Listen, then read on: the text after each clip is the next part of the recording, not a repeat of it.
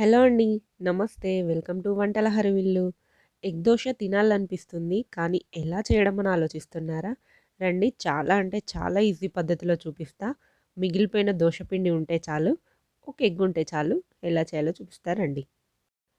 First ఒక చిన్న bowl తీసుకోండి. అందులో 1 టీ స్పూన్ ఆయిల్ వేసుకోండి. నేను ఒక్క దోసకు సరిపడా ఇంగ్రీడియెంట్స్ చెప్తున్నానండి. మీరు కావాలి అంటే ఇంకా పెంచి వేసుకోవచ్చు. ఇందులో హాఫ్ టీ స్పూన్ కారప్పొడి వేసుకోండి. ఇందులోనే పావు టీ స్పూన్ సాల్ట్ వేసుకోండి. పావు టీ స్పూన్ పెప్పర్ పౌడర్ కూడా వేసుకోండి. వీటిని ఒకసారి మిక్స్ చేసుకొని రెడీగా పక్కన పెట్టుకోండి. స్టవ్ పైన దోస ప్యాన్ పెట్టుకొని కాస్త ఆయిల్ గ్రీస్ చేయండి. తర్వాత ఒక గరిటెడు దోసపిండి తీసుకొని మీకు కావలసిన సైజులో దోస వేసుకోండి. దోసపిండి కాస్త తడారుతున్నట్టుగా అనిపిస్తున్నప్పుడు దీనిపైన ఒక కోడిగుడ్డును కొట్టి వేసుకోండి. మీకు 2 గుడ్లు కావాలంటే 2 అయినా కొట్టి వేసుకోవచ్చు. ఒక గరిటె సహాయంతో ఈ ఎగ్‌ని దోస మొత్తం చక్కగా స్ప్రెడ్ చేయండి.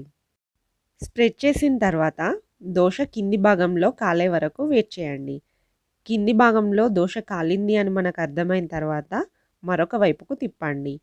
ఇటువైపు 10-15 సెకన్లు కాలితే సరిపోతుంది. తర్వాత మళ్ళీ ఇటువైపుకి తిప్పుకొని మనం ఆల్రెడీ రెడీ చేసుకున్నటువంటి కారంని దీనిపైన వేసుకోండి.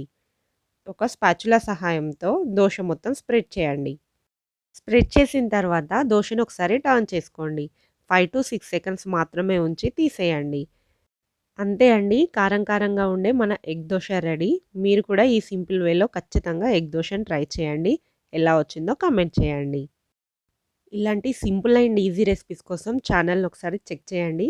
నచ్చితే సబ్స్క్రైబ్ చేసుకోండి. Thanks for watching.